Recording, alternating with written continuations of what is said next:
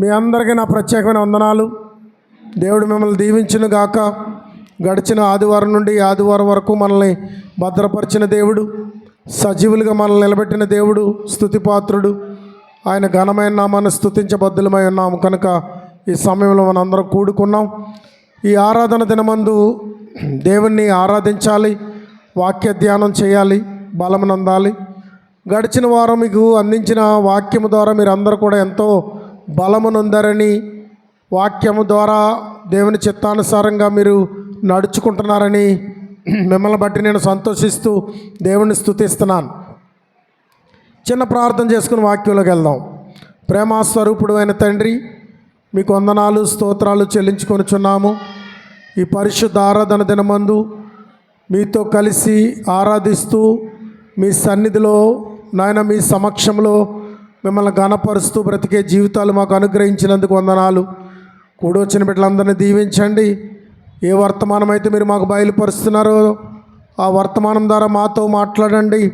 మీ వాక్య సందేశము మాకు వెలుగుగా ఉండినట్లు సహాయం చేయండి నాయన. ప్రతివారు ఆసక్తితో మీ వాక్యాన్ని విని దాని ప్రకారంగా ప్రవర్తించుటకు కృపదాయి చేయండి. కూడొచ్చిన బిడ్డలందరినీ దీవించండి. దూర ప్రాంతాల్లో ఉండి వాక్యాన్ని వింటున్న వారందరినీ కూడా జ్ఞాపకం చేసుకోండి. వారి కష్ట నష్ట బాధల్లో వారికి తోడుగా ఉండండి నాయన. సంఘస్థులుగా ఆసక్తిపరులుగా మాతో ఏకీభవిస్తూ నాయన యూట్యూబ్లో వాక్యాన్ని వింటూ సబ్స్క్రైబ్ చేసేవారు, అలాగే తండ్రి ఎన్నో కామెంట్స్ పెట్టేవాళ్ళు ఉంటున్నారు. వారందరినీ కూడా జ్ఞాపకం చేసుకోండి. మీ వాక్యానికి దగ్గరగా తీసుకురండి. మీ ఆశీర్వాదాలతో నింపండి. ఘనతా మహిమా ప్రభావములు మీకు అర్పిస్తూ యేసు నామములో ప్రార్థించి వేడుకుంటున్నాం తండ్రి, ఆమెన్. ప్రియమైనటువంటి దేవుని బిడ్డలారా, దేవుడు మనల్ని ఏర్పరచుకుని పరిశుద్ధ జనముగా చేసి ఆయన కృప ద్వారా మనలను ఆయన సొత్తుగా చేసుకుని మనల్ని ఆశీర్వదించి ఆయన జనముగా నిలబెట్టినప్పుడు మనం ఎలాంటి వారుగా ఉండాలి, ఎలాంటి వారిగా ఉండకూడదు. ఈరోజు నా యొక్క ఉపదేశం యొక్క హెడ్డింగ్ ఏంటంటే, ఎలాంటి వారిగా మనం ఉండకూడదు, ఎలాంటి వారిగా మనం ఉండకూడదు. దేవునికి ఇష్టలుగా బ్రతుకుతున్న మన జీవితాల్లో మనం ఎలాంటి వారిగా ఉండాలి, ఎలాంటి వారిగా ఉండకూడదు అనేది మనం నిర్ణయించుకోవాలి. రక్షణ కలిగిన వారిగా ఉన్నాం, యేసుక్రీస్తు రక్తంలో కడగబడిన వారిగా ఉన్నాం, ఆరాధించేవారిగా ఉన్నాం, దైవ సన్నిధికి వచ్చి దేవుణ్ణి ధ్యానించి ఆయన సన్నిధిలో గడిపేవారుగా ఉన్నాం. ఇక మరి ఎలాంటి వారిగా ఉండకూడదు అనే విషయాన్ని మనం ఆలోచిస్తే 7 పాయింట్లు మీకు చెప్తాను. మనం ఎలాంటి వారిగా ఉండకూడదో మరి దేవుని లేఖనం చెప్తున్నటువంటి సత్యాన్ని మీకు అందించడానికి నేను ఇష్టపడతాను. మీరు శ్రద్ధతో దేవుని వాక్యాన్ని వినాలని కోరుతూ ఉన్నాను. ఎలాంటి వారిగా మనం ఉండకూడదు. మొదటి పాయింట్, సామెతల గ్రంథం 11వ అధ్యాయం 14వ వచనము. సామెతల గ్రంథము 11వ అధ్యాయము 14వ వచనము. నాయకులు లేని జనులు చెడిపోవుదురు. నాయకులు లేని జనులు చెడిపోదురు అంటే ఇక్కడ నాయకులు లేని జనులుగా మనం ఉండకూడదు. చాలామంది ఇష్టానుసారంగా తిరుగుతూ ఉంటారు. చాలామంది వారికి తగిన రీతిలో వారు నిర్ణయించుకున్న నిర్ణయాలను బట్టి బ్రతుకుతూ ఉంటారు. దేవుని వాక్యం ఏం చెప్తుందంటే నాయకులు కలిగి ఉండాలి.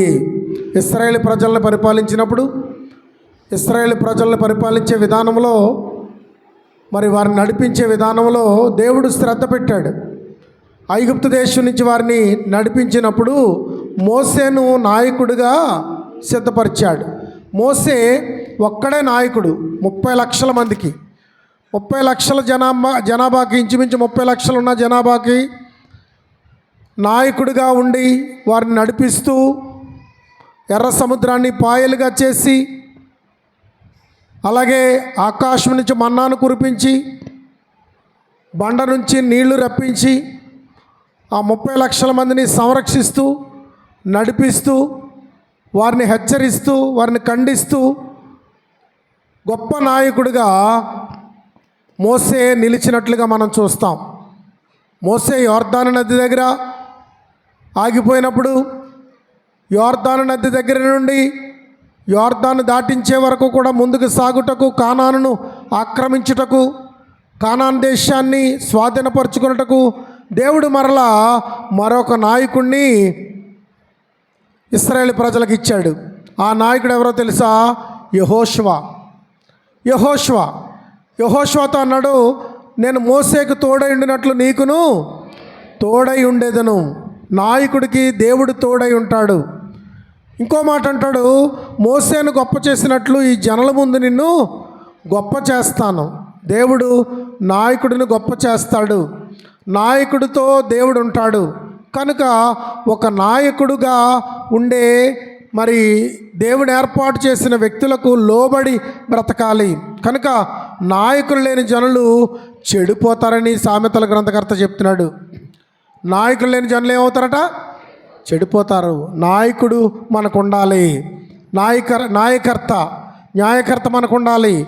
ఆ న్యాయాన్ని జరిగించేవారు మనకు ఉండాలి. ప్రభువైన యేసుక్రీస్తు వారు నాయకుడు, సంఘ కాపరి నాయకుడుగా మరి ఉన్నటువంటి వారికి లోబడి ఉండాలనేది మొదటి మాటగా మనం నేర్చుకున్నాం. రెండో మాట ఏంటంటే సామెతల గ్రంథం 29 అధ్యాయం 18 వచనం. సామెతల గ్రంథం 29 అధ్యాయం 18 వచనం చదువుకుందాం. దేవోక్తి లేని ఎడల జనులు కట్టులేక తిరుగుదురు. చూసారా ఇక్కడ ఏం చెప్తున్నాడంటే, రెండవ పాయింట్ దేవోక్తి లేని జనులుగా ఉండకూడదు. మొదటి పాయింట్ ఏంటి? నాయకుడు లేని జనులుగా ఉండకూడదు, చెడిపోతారు. రెండవది ఏంటి? దేవోక్తి లేని జనులుగా ఉండకూడదు, వారు కట్టులేక తిరుగుతారు. దేవోక్తి మనకు ఇవ్వబడింది. ఇశ్రాయేలు ప్రజలకి సమూయేలు ద్వారా దేవోక్తి ఇవ్వబడింది. సమూయేలు గ్రంథం చాలా శ్రేష్టమైంది. ఆ గ్రంథం అంతా పరిశుద్ధ లేఖనంలోకి ఎలా పుట్టిందంటే ఒక గొడ్రాలు ప్రార్థన వల్ల పుట్టింది. ఒక గొడ్రాలు, ఆమె హన్న, ఆమె దేవుని సన్నిధిలోకి వచ్చి నిట్టూర్చి ప్రార్థిస్తే సమూయేలు పుట్టాడు. సమూయేలు రాబట్టి సమూయేలు 2 గ్రంథాలు వచ్చాయి, ఆ చరిత్రలు రాయబడ్డాయి. సమూయేలును దేవుడు దేవోక్తిని అందించేవాడుగా నిర్ణయించాడు. ఒకనాడు సౌలు మహారాజు, ఇశ్రాయేలు పరిపాలిస్తున్న గొప్ప రాజు అయినటువంటి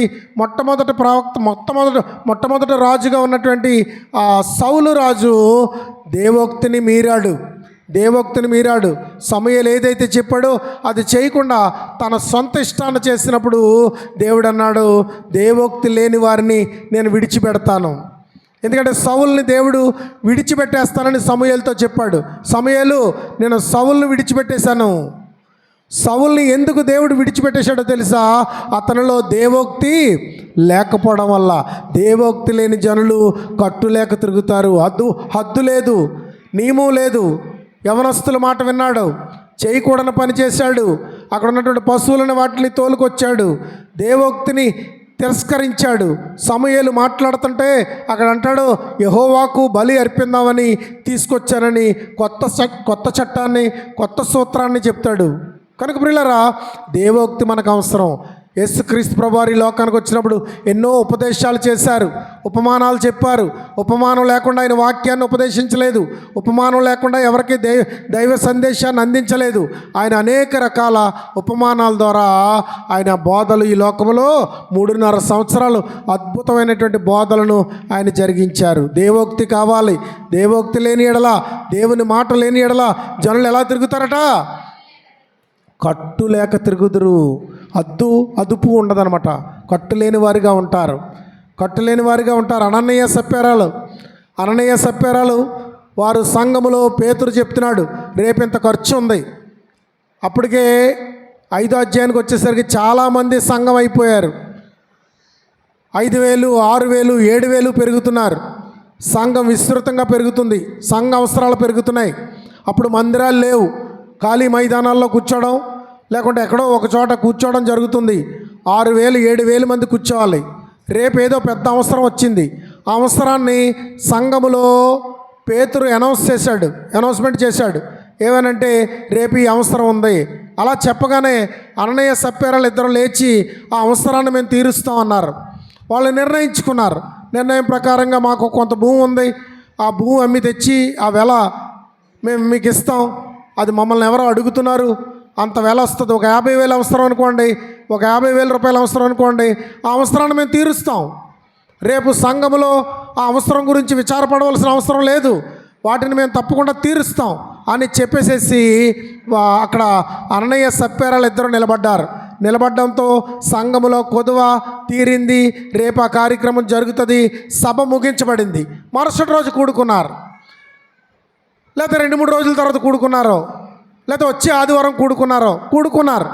కూడుకున్న తర్వాత ఏం జరిగిందంటే ప్రియులారా, ఆ అవసరాన్ని ఇవ్వాలా.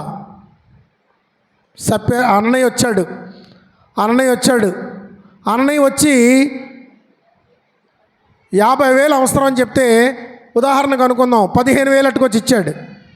పేతురు గారు ఆ డబ్బు చూశాడు. అరే, ఒక 50,000 అవసరం అని చెప్పాం, ఆ అవసరాన్ని మేము తీరుస్తానన్నారు, 15,000 అట్టుకొచ్చి ఇచ్చాడు అని పేతురు గారికి అనుమానం వచ్చింది. దేవోక్తి ఉంది ఎవరిలో? పేతురులో. దేవోక్తి చేత నింపబడి పరిశుద్ధాత్మతో నింపబడి ఉన్నాడు కనుక, అననీయ నిన్న చెప్పిన మాటలేంటి, నువ్వు తీసుకొచ్చింది ఏంటి? ఇంకోటి ఏంటో తెలుసా, ఆ ఖర్చుకు తగిన ధనాన్ని దేవుడు సమకూర్చాడు. కానీ అన్నయ్య సప్ఫీరాలు కొంత దాచుకుని కొంత తీసుకొచ్చారు. అందుకే అననీయతో అడిగినప్పుడు అననీయ ఇంతకే అని చెప్పాడు, ఇంతకే అమ్మావని చెప్పాడు. పరిశుద్ధాత్మను మోసగించుటకును దేవుని ఆత్మను ఎదిరించుటకును నువ్వెందుకు సిద్ధపడ్డావని చెప్పి వెంటనే అననీయ అంటాడు, మరి దేవుని వ్యతిరేకించావు గనుక, దేవునికి విరోధంగా ప్రవర్తించావు గనుక అని మాట్లాడుతున్నప్పుడు అక్కడ అననీయ పేతురు అన్నప్పుడు అననీయ పడి చనిపోతాడు, ప్రాణం విడిస్తాడు. అంటే అక్కడ తర్వాత కొంతసేపటికి తన భార్య వచ్చింది. సప్ఫీరా రాగానే సప్ఫీరాని పేతురు గారు మాట్లాడారు. ఏమనంటే, ఇంతగా అమ్మారా మీరని, అంతకని చెప్పింది. వాళ్ళిద్దరూ ఏం చేశారు? ఏకీభవించారు. వారు దేవుని చిత్తానికి లోబడలేదు, దేవునికి ఇచ్చిన మాటకు లోబడలేదు. దేవుని మాటలు ఉపదేశించబడుతుండగా చాలామంది వాటిని పట్టించుకోరు. వారు దేవోక్తి లేని వారిగా ఉంటారు, కట్టు లేని వారిగా ఉంటారు. అలాంటి పరిస్థితుల్లో వాళ్ళు అన్న మాటకి కట్టుబడి లేరు, మాట తప్పారు. అప్పుడు ఏం జరిగిందంటే, అననీయ భార్య అయినటువంటి సప్ఫీరా కూడా అక్కడ ఏం మాట్లాడాడో ఒకసారి చూడండి. 5వ అధ్యాయంలో, అపోస్తలుల కార్యాలు 5వ అధ్యాయము, పేతురు మాట్లాడిన మాటలు చదవండి. ఇదిగో నీ పెనిమిటిని పాతి పెట్టిన వారి పాదములు. ముందు ఇంకా పైకి చదవమ్మా, ఇంకా కొద్దిగా పైనుంచి చదువుకురా. నీవు మనుషులతో కాదు దేవునితోనే అబద్ధమాడితివని వానితో చెప్పెను. అననీయ ఈ మాటలు వినుచూనే పడి ప్రాణము విడవగా వినిన వారికి అందరికి మిగుల భయము కలిగెను. అప్పుడు పడుచు వారు లేచి వారిని బట్టతో చుట్టి మోసుకొని పోయి పాతి పెట్టిరి. అననీయను పాతి పెట్టేశారు. ఇంచుమించు 3 గంటల సేపటికి వాని భార్య జరిగినది ఎరుగక లోపలికి వచ్చెను. తన భార్యకు జరిగినది తెలియక లోపలికి వచ్చాను. అప్పుడు పేతురు, మీరు ఆ భూమిని ఎంతకే అమ్మితిరా అని తన భార్యతో కూడా అడుగుతున్నాడు, ఆ భూమిని ఎంతకే అమ్మారా అని. నాతో చెప్పమని ఆమెను అడిగాను. అందుకు ఆమె అవును ఇంతకే అని చెప్పాను. అందుకు పేతురు ప్రభు యొక్క ఆత్మను శోధించుటకు మీరెందుకు ఏకీభవించితిరి? మీరు ఏకీభవించారు. వాళ్ళు కట్టు దైవ చిత్తంలో తెగిపోయింది, వాళ్ళ సొంత నిర్ణయంలో బిగించబడింది. కట్టు లేక తిరుగుదురు, దేవోక్తి లేని వారు. ఆ స్థితిలో అననీయ సప్ఫీరాలు 1వ శతాబ్దంలో సంఘములో చనిపోయారు. దేవుడు వారిని చంపేయడం దేవుని ఉద్దేశం కాదు, మనుషులు చనిపోవడం దేవుని ఉద్దేశం కాదు. కానీ 1వ శతాబ్దంలో సంఘము స్థిరపరచబట్టుకు, సంఘము స్థిరమైనదిగా ఉండుటకు, సంఘాన్ని దేవుడు మరి మాటలో నిలబెట్టుటకు, దేవోక్తి గల ప్రజలుగా నిలబెట్టుటకు అక్కడ అననీయ సప్ఫీరాలు ఇద్దరు కూడా దేవోక్తి లేని వారిగా ఉండి చనిపోయినటువంటి సందర్భాన్ని మనం అక్కడ చూస్తున్నాం ప్రియులారా. అలాగే మరి మొదటిది ఏంటని చెప్పాను, నాయకులు లేని జనులుగా ఉండకూడదు. రెండవది దేవోక్తి లేని జనులుగా ఉండకూడదు. నాయకులు లేని జనులు చెడిపోతారు, దేవోక్తి లేని జనులు కట్టులేక తిరుగుతారు. ఇక మూడవది ఏంటంటే జ్ఞానము లేని జనులుగా ఉండకూడదు. మూడవది ఏంటి? జ్ఞానము లేని జనులుగా ఉండకూడదు. హోషేయ గ్రంథం 4వ అధ్యాయం 6వ వచనం చదువుదాం. జ్ఞానము లేని జనులు ఏమవుతారు ఇక్కడ రాస్తున్నాడు. నా జనులు జ్ఞానము లేని వారై నశించుచున్నారు. జ్ఞానం లేని వాళ్ళు ఏమవుతారట? చెప్పండి, అందరూ చెప్పాలా? నశించిపోతారంట. జ్ఞానము లేని వారు నశించిపోతారు. దైవ జ్ఞానం ఉంది, దేవుని అభిషేకం ఉంది, దేవుని కృప ఉంది. ఫిలిస్తీన్లకు వ్యతిరేకంగా దేవుడు పుట్టించాడు. ఫిలిస్తీన్లకు విరుద్ధంగా యుద్ధాలు చేస్తున్నాడు. దేవుని ఆత్మ ఫిలిస్తీన్లకు విరోధంగా రేగుతుంది. సంసోను మీద దేవుని ఆత్మ పూనుకుంటుంది. అలాంటి పరిస్థితులలో ఇతను ఏం చేశాడంటే ఫిలిస్తీన్లతో సాంగత్యం చేయడం మొదలెట్టాడు. ఫిలిస్తీన్ అమ్మాయిని పెళ్లి చేసుకున్నాడు. అదే సరిపోక ఫిలిస్తీన్లో ఉన్నటువంటి ఒక వేశ్యతో సాంగత్యం చేశాడు. ఎందుకంటే అతని జీవితంలో మరి గ్రహింపు లేనివాడిగా అయిపోయాడు, జ్ఞానం లేనివాడిగా అయిపోయాడు. తల్లి చెప్పేది, తండ్రి చెప్పేది. ఎందుకంటే సామెతల గ్రంథంలో నా కుమారుడా, నీ తల్లి చెప్పే జ్ఞానాన్ని తృణీకరించొద్దు, నీ తండ్రి చెప్పే జ్ఞానాన్ని తృణీకరించొద్దు అని ఉంది. ఈ తల్లిదండ్రుల మాటను త్రోసేశాడు, తల్లిదండ్రుల మాటకు విరుద్ధంగా ప్రవర్తించాడు. అతను ఆ ఫిలిస్తీన్లతో సాంగత్యము చేయుటకు, ఫిలిస్తీన్ల పొందు కోరుటకు సిద్ధపడ్డాడు. ఫిలిస్తీన్లకు వ్యతిరేకంగా సిద్ధపరచబడినటువంటి మరి న్యాయాధిపతిగా ఉన్నటువంటి ఈ సంసోను ఫిలిస్తీన్లతో సాంగత్యం చేయడము, ఫిలిస్తీన్ అమ్మాయిని పెళ్లి చేసుకోవడము, ఫిలిస్తీన్లో ఉన్న వేశ్యతో సాంగత్యం చేయడము, అతను జ్ఞానము లేని వాడిగా తను తాను కనపరుచుకున్నాడు. తన దైవ జ్ఞానాన్ని నశింప చేసుకున్నాడు. అందుకే తాను ఏమైపోయాడని రాయబడింది, నశించిపోయాడు. కనుక హోషేయ గ్రంథం 4:6 చెప్తున్నాడు, జ్ఞానము లేని జనులు నశించిపోతారని చెప్తున్నాడు. జ్ఞానము లేని జనులు నశించిపోతారు. ప్రియులారా, మొదటి వారెవరు? నాయకులు లేని జనులుగా ఉండకూడదు. రెండవది ఏంటి? దేవోక్తి లేని జనులుగా ఉండకూడదు. మూడవది ఏంటి? జ్ఞానము లేని జనులుగా ఉండకూడదు. ఎందుకంటే నాయకులు లేని జనులు చెడిపోతారు, దేవోక్తి లేని జనులు కట్టులేక తిరుగుతారు, జ్ఞానము లేని జనులు నశించిపోతారు. ప్రియులారా, ఈ వాటిలో చెప్పబడినటువంటి ఈ 3 క్యాడర్లో దేంటిలోనూ నువ్వు ఉండకుండా నువ్వు జ్ఞానము కలిగిన వాడిగా ఉండాలి. దైవ జ్ఞానము నీకు ఆలోచనగా ఉండాలి. ఎందుకంటే సామెతల గ్రంథం 3వ అధ్యాయంలో చెప్తాడు, మరి ఏమని చెప్తాడు? ఈ జ్ఞానము నీకు జీవమునిస్తుంది అని చెప్తాడు. జ్ఞానము నీకు ఏమిస్తుంది? జీవమునిస్తుంది. జ్ఞానము నీకు జీవమునిస్తుంది. సుఖజీవముతో గడుపు సంవత్సరాలు నీకు దయచేస్తుంది. లెస్సైన జ్ఞానమును సంపాదించు. నీకు ఎవరికైనా జ్ఞానము కొదువుగా ఉన్నదా, వారు నన్ను అడగవలెను అంటాడు దేవుడు. కనుక జ్ఞానము లేని జనులుగా ఉండకూడదు. ఇక 4వది ఏంటంటే వివేచన లేని జనులుగా ఉండకూడదు. వివేచన లేని జనులు ఏమవుతారో హోషేయ గ్రంథం 4:10-14 చదువుదాం. వివేచన లేని జనము నిర్మూలమగుదురు. చూసారా, నాయకులు లేని జనులు ఏమవుతారు? చెడిపోతారు. దేవోక్తి లేని జనులు ఏమవుతారు? కట్టులేక తిరుగుతారు. జ్ఞానం లేని జనులు ఏమైపోతారు? నశించిపోతారు. వివేచన లేని జనులు ఏమవుతారు? నిర్మూలమైపోతారు. తెలుసా, జ్ఞానం లేని జనులుగా, మరి ఆ వివేచన లేని జనులుగా మనం ఉండకూడదని దేవుడు చెప్తున్నాడు. దేవుని బిడ్డలుగా మనం ఉన్నామంటే ఎలాంటి వారుగా మనం ఉండాలి, ఎలాంటి వారుగా మనం ఉండకూడదు అనేది ఆలోచన. ఈ దినాన్ని వివేచన లేని వారుగా ఉండకూడదు. వివేచన లేని వారు నిర్మూలం అవుతారు. హోషేయ 4:14 చదవమా. జనులు తామే పైనుంచి చదువుకురా. జనులు తామే వ్యభిచారులను కూడుదురు. జనులు తామే వ్యభిచారులు అయిపోతున్నారు. తామే వేశ్యలతో సాంగత్యము చేయుచున్నారు. బలులు నర్పింతురు గనుక మీ కుమార్తెలు వేశ్యలగుటను బట్టి నేను వారిని శిక్షింపను. మీ కోడన్లు వ్యభిచరించుటను బట్టి నేను వారిని శిక్షింపను. వివేచన లేని జనము నిర్మూలమగును. వివేచన కలిగి ఉండండి. వివేచన లేని వారిగా ఉంటే మీరు ఏమైపోతారు? నిర్మూలమైపోతారు. ఈ రోజున ఒక బంధం ఉంటుంది, భార్యాభర్తల బంధం. ఆ బంధం ఎంత విలువైందంటే అది వివాహ దినాన్న పరిశుద్ధ వాక్యాల చేత, దేవుని ప్రమాణాల చేత జతపరచబడుతుంది. అలాంటి జతపరచబడే వివాహ బంధానికి ఈ వివాహితులిద్దరూ, ఈ కన్యా పురుషుడు కూడా, ఇద్దరు కూడా, యవనుడు కూడా ఎలా ఉండాలంటే పరిశుద్ధ వాక్యము చేత నింపబడి బాప్తిసం పొందిన వారై ఉండి పరిశుద్ధులుగా నిర్ణయించబడిన వారుగా ఉండాలి. అలా ఉన్నట్టయితే వారు దేవుని వలన జతపరచబడి ఆశీర్వదించబడతారు. ఎందుకు కుటుంబాలని కట్టాడు దేవుడు అంటే ఆశీర్వదించుటకే.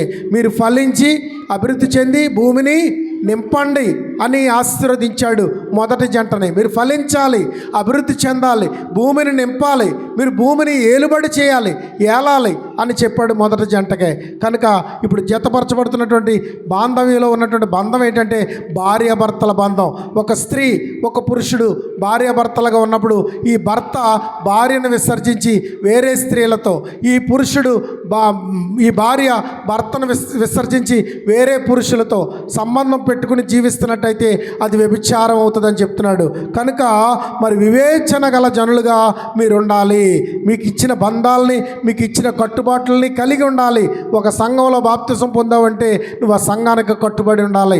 ఒక సంఘంలో ఉపదేశం చేత నువ్వు నడిపించబడుతున్నావంటే ఆ కట్టుబాట్లకు లోబడి ఉండాలి, ఆ కట్టుబాట్లను అనుసరించాలి. వివేచన, ఆలోచించాలి, ప్రతిదాని కొరకు వివేచించాలి, వివేకము కలిగిన వారిగా ఉండాలి. అలా లేకపోతే నిర్మూలం అవుతామని చెప్తున్నాడు. మొదటిది, నాయకులు లేని జనులుగా ఉండకూడదు, చెడిపోతారు. దేవోక్తి లేని జనులుగా ఉండకూడదు, కట్టులేక తిరుగుతారు. జ్ఞానం లేని జనులుగా ఉండకూడదు, నశించిపోతారు. వివేకం లేని జనులుగా ఉండకూడదు, నిర్మూలం అవుతారు. వివేకం లేని జనులుగా ఉంటే ఏమవుతారు? నిర్మూలం అయిపోతారని చెప్తున్నాడు. కనుక ఇశ్రాయేలు ప్రజలు చివరికి రాజ్యం లేదు. వాళ్ళు ఏం చేశారో తెలుసా? ఆమోస్ కాలంలో, యోవేలు కాలంలో ఏం చేశారో తెలుసా? అన్య స్త్రీలను పెళ్లి చేసుకున్నారు, వ్యభిచరించారు, వారి బ్రతుకుల్లో అపవిత్రత తెచ్చుకున్నారు. దేవుడు వారిని నాశనము చేశాడు. వాళ్ళకి ప్రవక్తలు లేకుండా వచ్చే కాలం వచ్చింది, రాజులు లేకుండా వచ్చే కాలం వచ్చింది. మలాకీ గ్రంథం నుంచి మత్తయి సువార్త దాకా 400 సంవత్సరాలు, 400 సంవత్సరాలు దేవోక్తి లేదు, వీళ్ళకి ప్రవక్త లేడు. 400 సంవత్సరాలు దైవ బలము లేదు, ఏ ప్రవక్త లేడు, ఏ రాజు లేడు. అన్యజనులకు చెదిరిపోయారు. వారు చేసిన పాపాన్ని బట్టి, వారు చేసిన అపరాధాన్ని బట్టి, వారు చేసిన క్రియలను బట్టి భయంకరంగా చెల్లాచెదురైపోయారు. చెల్లాచెదురైపోయి వారు నష్టపోయారు, నిర్మూలమయ్యారు. నిర్మూలం అంటే ఏంటి తెలుసా? ఒక కరివేపాకు మొక్కను కొట్టేసామనుకోండి, కొట్టేసిన తర్వాత ఆ మొద్దు నుంచి చిగురులు వస్తాయి, చిగురులు వస్తాయి. ఏ చెట్టు అన్నా కొట్టేసినప్పుడు దాని మొద్దు నుంచి చిగురులు వస్తాయి. కానీ వేళ్ళతో లాగేస్తే, వేళ్ళతో లాగేస్తే, ఎప్పుడైతే వేళ్ళతో లాగేస్తామో అది నిర్మూలం అయిపోద్ది, ఇంకా అక్కడ ఏమీ మొలదు. కనుక ఇశ్రాయేలు ప్రజలు నిర్మూలం అవ్వడానికి కారణం ఏంటంటే దేవోక్తి లేకుండా, వారు వివేచన లేకుండా, జ్ఞానం లేకుండా, నాయకులు లేకుండా, చివరగా ఐదవది ఏంటంటే వారు కాపరలేని జనులుగా ఉండకూడదు. కాపరలేని వారయ్యారు, కాపరలేని వారయ్యారు. ఎందుకంటే 400 చెదిరిపోవడం, 400 సంవత్సరాలు చెదిరిపోవడం కారణం ఏంటంటే మత్తయి సువార్త 9:36 చదువుదాం. మత్తయి సువార్త 9:36. ఆయన సమూహములను చూచి, ఆయన సమూహములను చూచి వారు కాపరలేని గొర్రెల వలె, వారు కాపరలేని గొర్రెల వలె విసికి చెదరి ఉన్నందున, విసికి చెదరి ఉన్నందున వారి మీద కనికరపడి, వారి మీద కనికరపడి, కోత విస్తారమే గాని, కోత విస్తారమే గాని పనివారు కొద్దిగా ఉన్నారు. వారు ఎలాగున్నారంట? కాపరలేని గొర్రెల వలె ఉన్నారంట. విస్తారమైన జనం అని చెప్తున్నాడు. విస్తారమైన జనము. వారు ఎలా ఉన్నారట? కాపరలేని వారు, కాపరలేని గొర్రెలుగా ఉన్నవారు, కాపరలేని వారు చెదిరిపోతారు కదా. ఏ సంఘానికైతే కాపరి లేడో ఆ సంఘం ఏమైపోద్ది? 10 మంది ఆలోచనలు, 10 మంది ఉద్దేశాలు నెరవేర్చబడవు. ఇక్కడ ఒక కాపరు ఉన్నాడంటే కాపరిని బట్టి సంఘం అంతా నడుస్తుంది. కాపరికి లోబడాల, కాపరికి వ్యతిరేకంగా ప్రవర్తించకూడదు. నిన్న ఒక ఆయన వచ్చాడు, కొన్ని పనులు చేయించాం చర్చిలో, ఈ బాక్సులు మార్పించడం, కింద కూడా చాలామంది కూర్చుండిపోతున్నారు. అలాగే స్తుతియాగం రోజున వాక్యం వినడానికి కుదురుతలేదని కింద ఒక బాక్స్ పెట్టించాం. కింద కూడా వాక్యం అందిలాగా, ఆ కింద కూర్చున్న వాళ్ళు వినేలాగా బాక్స్ పెట్టించాం. ఆయన ఒక పాస్టర్ గారు, ఆ పాస్టర్ గారు అంటారు వాళ్ళు మంగళవారం ప్రార్థన ఉంటుందట, శుక్రవారం ప్రార్థన ఉంటుందంట. మంగళవారం ప్రార్థనకి, శుక్రవారం ప్రార్థనకి రావట్లేదని ఆయన ఆదివారం నాడు వాక్యం చెప్పాడంట సంఘంలో. అతను ఎంతో సంఘం కాదు, ఒక 20 మంది 25 మంది ఉండే సంఘం. ఆ సంఘంలో వాక్యం చెప్పాడట, మీరు బల్లలో పాలు పంచుకుంటున్నారు, పరిశుద్ధ బల్లలో చేయి పెడుతున్నారు, సరైన తీర్మానం చేసుకోండి, తీర్మానం లేని వారిగా మీరు ప్రవర్తిస్తున్నారు, మీరు మంగళవారం రావట్లేదు, శుక్రవారం రావట్లేదు, మంగళవారం దేవుని మందిరంలో దీపం వెలుగుతలేదు, శుక్రవారం నాడు దేవుని సన్నిధిలో ప్రార్థన జరుగుతలేదు, లేదు, మీరు ఇలాగుంటే ఎలాగా, ఉన్నవాళ్ళు 20 మంది 25 మంది అయినా మీరు రావాలి కదా అని ఖచ్చితంగా చెప్పాడట. చెప్పిన తర్వాత ఆ ఆరాధన అయిపోయిన తర్వాత కొంతమంది నిజమే కదా అన్నారట. కొంతమంది మాకు పనులు ఉంటాయి, మాకు కార్యక్రమాలు ఉంటాయి, ఇలా చెప్తున్నాడేటి, ఇంత ఖండించి చెప్తున్నాడేటి, ఇలా చెప్పినందుకు మాకు బాధ కలిగిందని అందులో ఉన్న 10 మంది తిరగబడి 15 మంది పర్లేదని 15 మంది తిరగబడి మొత్తం మీద గలాటా రేగిందంట చర్చ అయిపోయిన తర్వాత. మీరు ఇలా చెప్పడం తప్పండి, మాకు బాధ కలిగింది, మీరు మమ్మల్ని అన్నారని తిరగబడ్డారట. తిరగబడిన తర్వాత చాలా ఆలోచన జరిగిందంట, గొడవ జరిగిందంట. దాంట్లో కొంతమంది తప్పేమన్నారని, కొంతమంది తప్పే అన్నారని. మరి ఒక కాపరి మీద ప్రవర్తనను దిద్దడానికి ప్రయత్నం చేసిన కాపరి మీద తిరుగుబాటు మంచిదా, అవసరమా? ఆ దైవజనుడు చాలా బాధపడ్డాడు. ప్రార్థన చేయండి అన్నాడు నన్ను. నేను దేవుని చిత్తంలో ప్రార్థన చేశాను. ఒక దైవజనుడిని నిష్ఠూర పెట్టడం, విశ్వాసులు తప్పు చేసి మంగళవారం రావడం ఎవరు తప్పు? స్వస్థత కూటానికి రావాలని సంఘమంతా నిర్ణయించుకున్నప్పుడు స్వస్థత కూటం మాకు అక్కర్లేదని రోగాలున్నా, బాధలున్నా, కష్టాలున్నా, సమస్యలున్నా ఇళ్లలోనే పడుకుంటున్నారు. ఎవరు తప్పు? శుక్రవారం ఉపవాసం ఉండాలని చెప్తే శుక్రవారం నాడు కనీసం 30 మంది కూడా ఉపవాసం ఉండకుండా మరి ఉన్నటువంటి సంఘమంతా కూడా చాలామంది ఇళ్ళ దగ్గర గడుపుకుంటున్నారు. ఆ వచ్చినటువంటి ఆ 25 మందితోనే 30 మందితోనే శుక్రవారం ప్రార్థన నడిపిస్తూ ఉన్నాం. మిగిలిన వారు ఎవరికి లెక్క చెప్పాలా? మిగిలిన వారు కాపరి వారి గురించి లెక్క చెప్పొద్దా? కాపరి వారి గురించి దేవునికి సమాధానం చెప్పొద్దా? కాపరి కూడా 2 తీర్పులు ఉన్నాయి కదా. కాపరికి 2 తీర్పులు ఉన్నాయి కదా. విశ్వాసుల గురించి ఒక తీర్పు, తన గురించి ఒక తీర్పు, 2 తీర్పులు కాపరికి ఉన్నాయి కదా. మరి అలాంటప్పుడు కాపరి అడగడా? కనుక ప్రియులారా, కాపరి లేని జనులుగా ఉండకూడదు. ఆయన అంటున్నాడు, వాళ్ళందరూ ఇష్టానుసారంగా మాట్లాడి కోపగించి వెళ్ళిపోయారు, ఇప్పుడు ఏం చేయాలో అర్థం కావట్లేదు అంటున్నాడు. ఆయన చెప్పింది తప్పు కాదు, చెప్పింది వాస్తవమే, కానీ వీళ్ళు కోపాలు వచ్చాయి, చెదిరిపోయారు. కాపరి లేని జనం ఏమైపోతారు? చెదిరిపోతారు. కనుక కాపరి లేని వారిగా ఉండకూడదు, కాపరికి లోబడాల. మన సంఘంలో నేను ప్రతిరోజు కూడా సువార్తకు తిరుగుతూ ఇంటింటా తిరుగుతూ కట్టిన సంఘం ఇది, చాలా ప్రయాసతో. ఇప్పుడైతే సంఘం స్థిరపడింది, మహావృక్షం అయింది, బలపడింది. ఏదైనా అత్యవసరం అయితే వాట్సాప్లో గ్రూపులు ఉన్నాయి, గ్రూపుల్లో పెడుతున్నారు. అత్యవసరం అయితే ఫోన్ చేస్తే తప్పనిసరి అయితే నేను వెళ్తున్నాను. నేను కూడా ఇంచుమించు సేవ ప్రారంభించి 32 సంవత్సరాల ముందుకు వచ్చేసాను. కనుక ఇంటింటా ప్రతి మనిషి దగ్గరికి, ప్రతి మనిషి కుటుంబం దగ్గరికి తిరగడానికి అవకాశం లేదు. వారంలో ఉండే సంఘ కార్యక్రమాలు ఉంటున్నాయి. దాన్ని బట్టి కాపరితో కలిసి నడాల విశ్వాసులు, కాపరితో కలిసి జీవించాలా, కాపరితో ఏకీభవించాలా. ఎందుకంటే నాయకులు లేని జనులు చెడిపోతారని, దేవోక్తి లేని జనులు కట్టులేక తిరుగుతారని, జ్ఞానం లేని జనులు నశించిపోతారని, వివేచన లేని జనము మరి నిర్మూలం అయిపోతారని, కాపరి లేని వారు చెదిరిపోతారని దేవుని వాక్యం చెప్తుంది. కనుక ఇందులో ఏ ఒక్కడిగా నువ్వు ఉండకూడదని ఈరోజు దేవుడు పరిశుద్ధాత్మ ద్వారా తన వాక్యాన్ని అందిస్తున్నాడు. కనుక మనం ఎలాంటి వారిగా ఉండకూడదు అనేది ఈరోజు పాఠం యొక్క హెడ్డింగ్. ఎలాంటి వారిగా మనం ఉండకూడదు ప్రియులారా. నువ్వు ఎలాంటి వాడిగా ఉంటున్నావు, ఎలాంటి వాడిగా ఉండకూడదు అనేది దేవుని వాక్యం. ఇక 6వ పాయింట్, 6 పాయింట్లకు వచ్చేసాం. ఇక 6వ పాయింట్ ఏంటంటే నిరీక్షణ లేని జనులుగా ఉండకూడదు. తెస్సలోనికి రాసిన పత్రిక 4:13 నిరీక్షణ లేని జనులుగా ఉండకూడదు.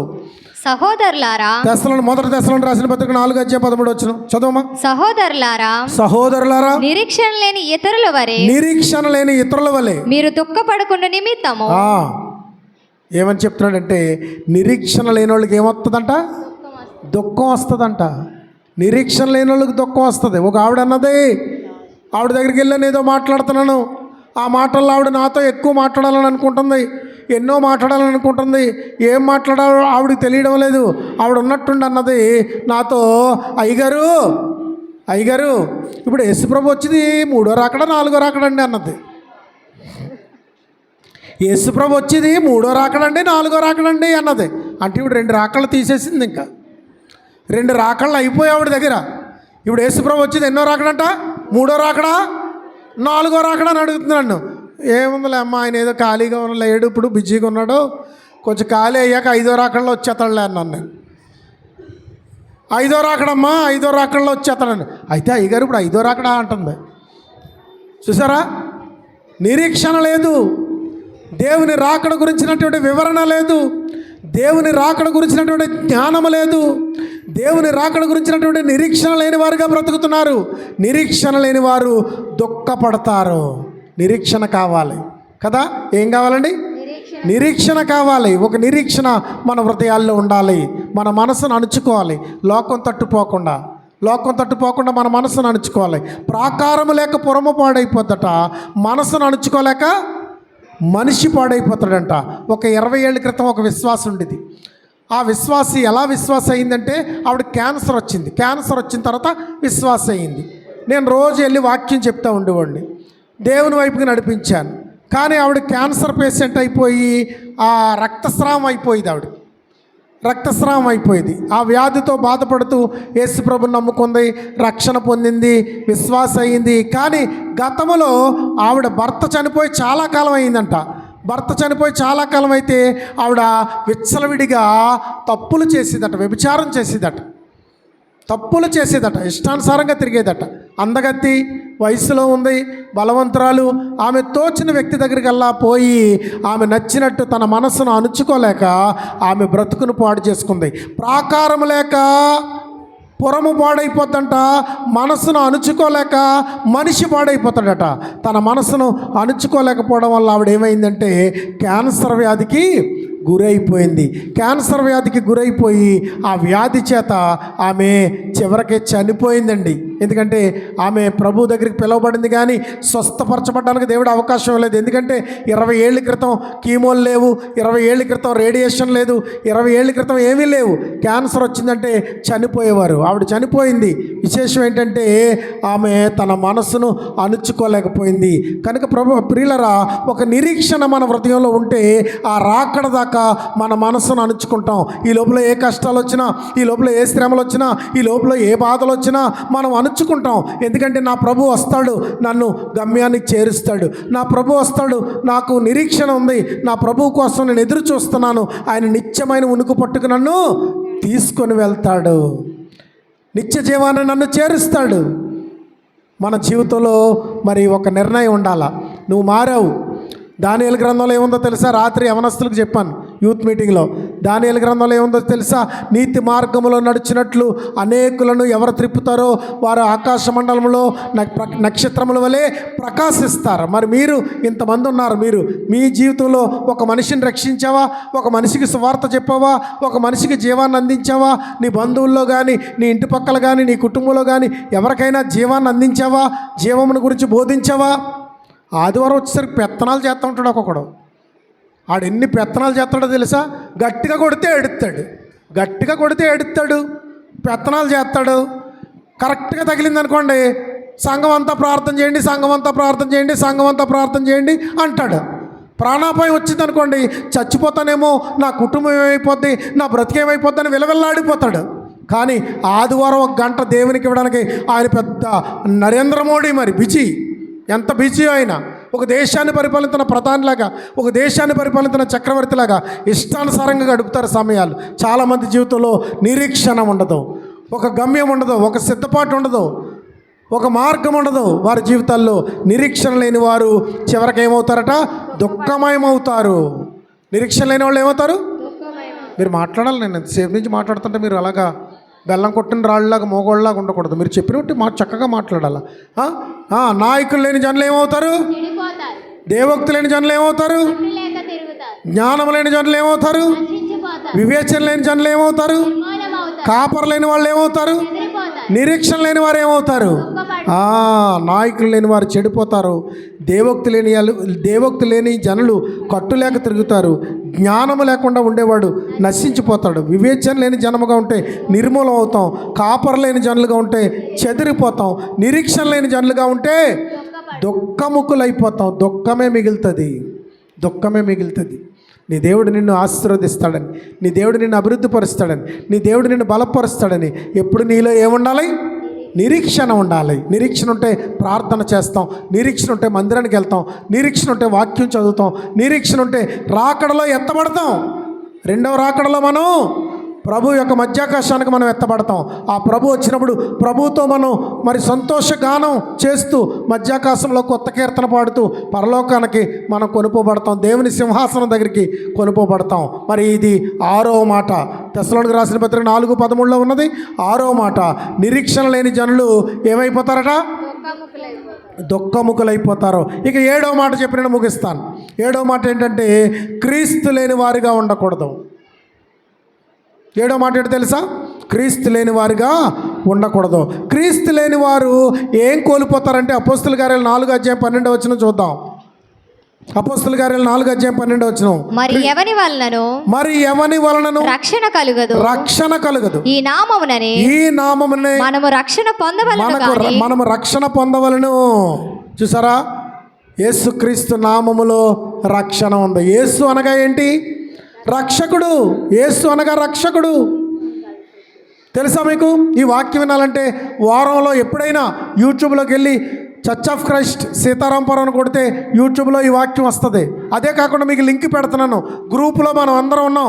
గ్రూపులో లింక్ పెడుతున్నాను. నా స్టేటస్లో లింక్ పెడుతున్నాను. కనుక మీరు ఎవరైనా దాని మీద యూట్యూబ్ దగ్గర ఓపెన్ వీడియోని కాదు చూడడం, యూట్యూబ్లో చూడాలా. చూసి సబ్స్క్రైబ్ చేసుకోవాలి, లైకులు చేయాలి.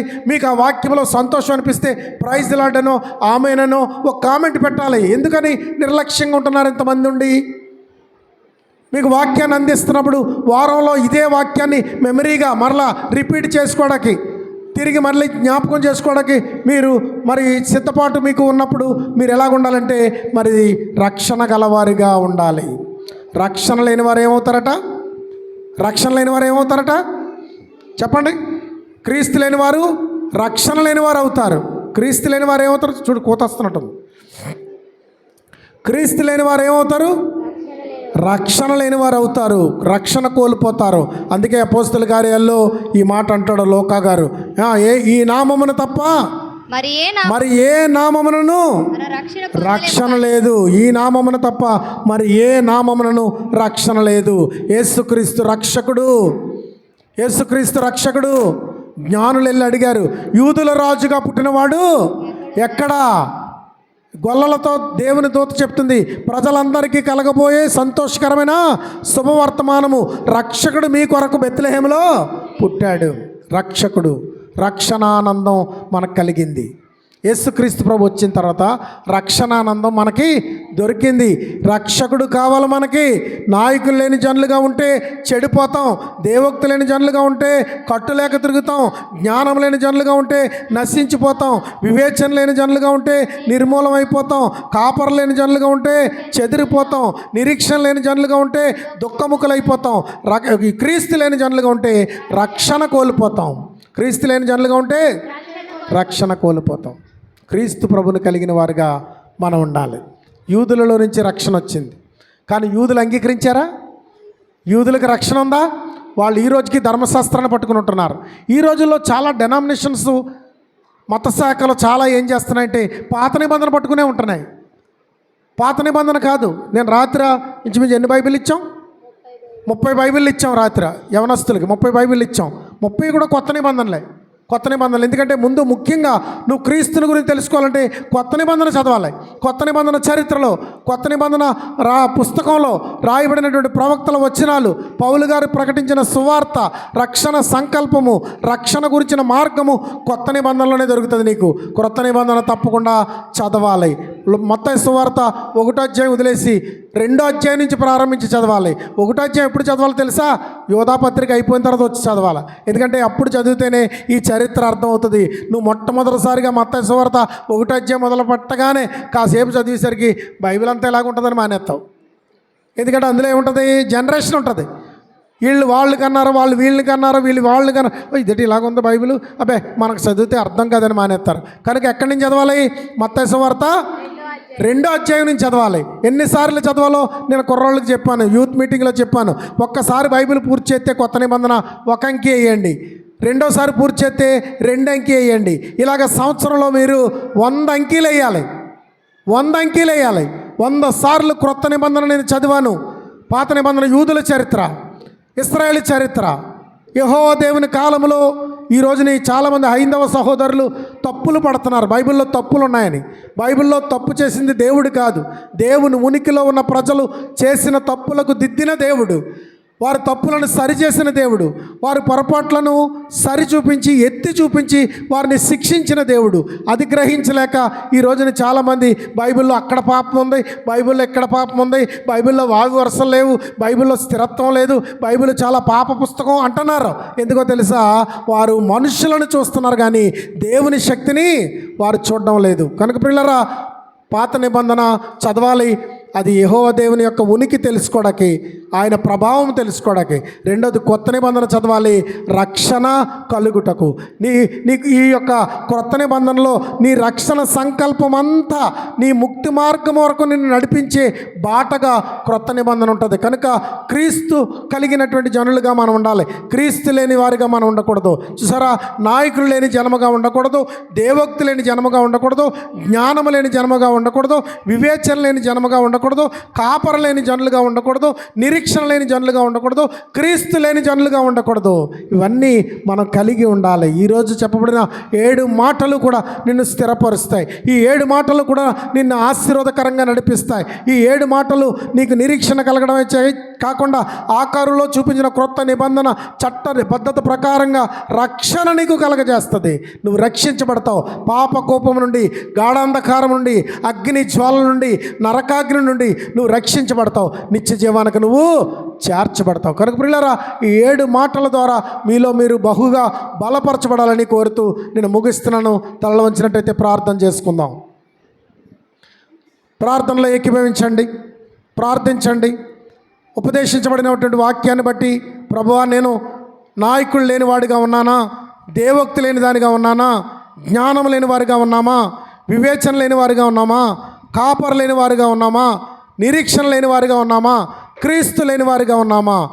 నాయకులు లేని వారిగా ఉంటే మేము చెడిపోతాం, దేవోక్తి లేని వారిగా ఉంటే కట్టులేక తిరుగుతాం, అలాగే జ్ఞానం లేని వారిగా ఉంటే నశించిపోతాం, వివేచన లేని వారిగా ఉంటే నిర్మూలం అవుతాం, కాపర లేని వారిగా ఉంటే చెదిరిపోతాం, నిరీక్షణ లేని వారిగా ఉంటే దుఃఖపడతాం, క్రీస్తు లేని వారిగా ఉంటే రక్షణ కోల్పోతాం. కనుక మాకు రక్షణ దయచే ప్రభువా, నిత్య జీవానికి మమ్మల్ని చేర్చని తలలు వంచి ప్రార్థన చేయండి. మీ కొరకు ప్రార్థించి నేను ముగిస్తాను. జీవము గల తండ్రి, మీకు వందనాలు. ఈ వర్తమానం విన్న బిడ్డలందరినీ ఆశీర్వదించి దీవించండి, మేలులతో నింపండి. మేమేమి కలిగి ఉండాలో, ఏమి కలిగి ఉండకూడదో ఈ దినాన్ని మాకు బోధించినందుకు వందనాలు. మీ కృపా సత్యములు న్యాయమైనవి నాయన. మీ వాక్యము వెలుగు వంటిది, మా బ్రతుకులో చీకటిని తొలగిస్తుంది. మేమే జీవితాన్ని జీవిస్తున్నామో నాయకుడికి లోబడక, దేవోక్తికి లోబడక, జ్ఞానమునకు లోబడక, వివేచనకు లోబడక, కాపరత్వంలో ఉండక, నిరీక్షణ లేని వారుగా క్రీస్తుకు విరోధులుగా బ్రతుకుతున్నామేమో నాయన, మేము చెడిపోతాం. కనుక ఈ దినాన్ని మాకు ఉపదేశించిన ఈ 7 మాటలను బట్టి ప్రతి ఒక్కరిని బలపరిచి ఆశీర్వదించి దీవించండి. విదేశాల్లో ఉండి ఈ వాక్యాన్ని చాలామంది బిడ్డలు వింటున్నారు. మా దేశంలో కూడా దూర ప్రాంతాల్లో, దూర పట్టణాల్లో ఉండి వాక్యం వింటున్నారు. వారి కుటుంబాలను ఆశీర్వదించండి, వారి వృత్తులను ఆశీర్వదించండి, వారి పనిపాట్లను ఆశీర్వదించండి, వారి బిడ్డల చదువులను ఆశీర్వదించండి. విదేశాలకు వెళ్తున్నవారు, విదేశాల నుంచి వస్తున్నవారు, విదేశాల్లో పనిచేస్తున్నవారు అందరూ మీ కృపనుంది, మీ జ్ఞానము చేత నింపబడుచు నాయన, మీ కాపరత్వంలో లోబడుతూ నిరీక్షణ కలిగిన వారుగా, క్రీస్తును కలిగిన వారుగా బ్రతకడానికి సహాయం చేయండి. మమ్మల్ని అందరినీ దీవించండి, ఆశీర్వదించండి. ఈ వాక్యాన్ని మీరు స్థిరపరచండి, మా హృదయాల్లో బలపరచండి. యేసు పరిశుద్ధ నామములో మిక్కిలి వినయంతో ప్రార్థించి వేడుకొనుచున్నాను పరమ తండ్రి.